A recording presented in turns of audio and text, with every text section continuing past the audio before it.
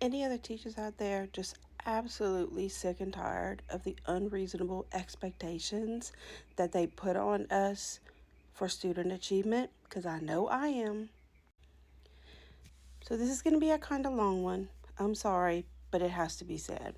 So, our state uses a K2 screener, literacy screener, to determine our part of our evaluation.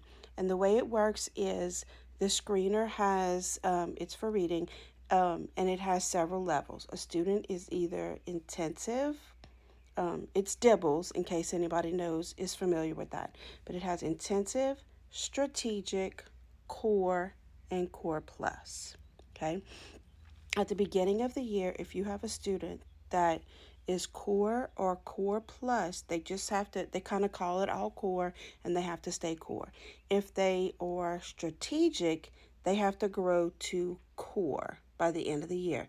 If they are intensive, they have to grow to strategic by the end of the year. Here's where it is unfair and unrealistic.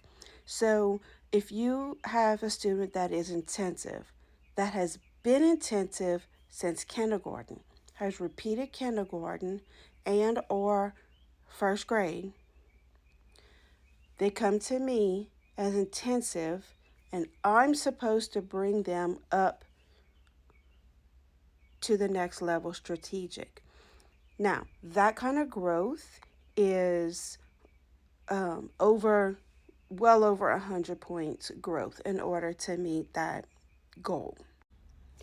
Also, the goal at the beginning of the year is not the same goal for the end of the year because the goal keeps growing because the further you go in the year, the more you should be able to do. Fine, but you're not comparing apples to apples because the goal from the beginning of the year to the end of the year goes up over 100 points. The other thing is if a student is in second grade, which is what I teach, but they shouldn't be in second grade, but they either had to get passed because they've already failed twice and they can't fail again, or they were in a classroom that did too much and then, so they passed, then, and they shouldn't have passed, but I'm responsible for catching them up on what they're behind on. So I had 4 students come to me this year. One of them had not been in school in any shape or form for 2 years. Mom claimed that she was homeschooling them, but according to a close family friend, they never did anything for the 2 years. So when this child came to me, she knew nothing. She didn't even know her letter sounds. She could not even barely write her name.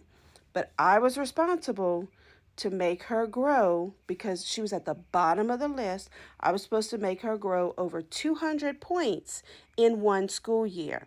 The child had over 20 days absent. She didn't come to me until October, but I was supposed to help her grow to this unrealistic expectation. Did she grow? Absolutely. Did she make her goal? Nope. Then I had 3 other students that came to me that should have never left first grade. And for whatever reason, they passed or they were passed along. And again, they were at the lowest end of intensive. But I was supposed to bring them up in 1 year. They've been intensive for at least 2 years, kindergarten and first grade, even if they didn't repeat. But I'm supposed to make that up in 1 year. So obviously that did not happen. They made lots of progress. They, you know, showed improvement, but not that kind of improvement because it's unrealistic. So now that we've gotten all our final scores, I had to input them and determine if I met those student learning targets, which, by the way, it's the same target for every student. They tell us what to write. So they have to go either from intensive to strategic or strategic to core. Okay. So these students improved, but not enough to meet that, goal. So that SLT did not get made. One, like I said, one missed over 20 days of school, and another one slept nearly every day during class. I would tell mom didn't seem to care. So I didn't make that SLT for my ELA goal. So this is what it says if you make 67% or lower of your class. Now, I have 15 students that were here and remained here all year on this goal. So that means I could only have 3 not meet their goal. Okay? And this is, so I didn't make it. Here's what it says for that. The teacher has demonstrated an insufficient impact on student learning by falling far short of the target.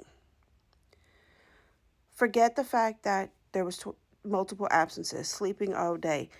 Student didn't care. Like, why am I being judged on that? I have never in my life received anything less than a 3 on these SLTs. I have great observation scores, close to a 4. We ranked 1 to 4. My math SLTs I made, but ELA I did not make. Oh, and I forgot to add the last part. Normally, these tests are done on paper pencil. The kid is given paper and they read lines or whatever, and then there's somebody else scoring on pencil and paper as they go. Not this year. They decided at the end of the year that the students would have to read on a computer screen, which they never did before and never practiced before, and the administrator or the test administrator would have to score on a iPad device, which was not easy. Some people couldn't keep up with the kids. They made it very difficult to go back and check. And they changed the way it was scored on the last test at the end of the year compared to the beginning of the year, which made it harder for them to meet their goals because they're not scoring it like it was intended. So all that together, but I did not have impact on my students. Fuck you. That's all I can say. Fuck you.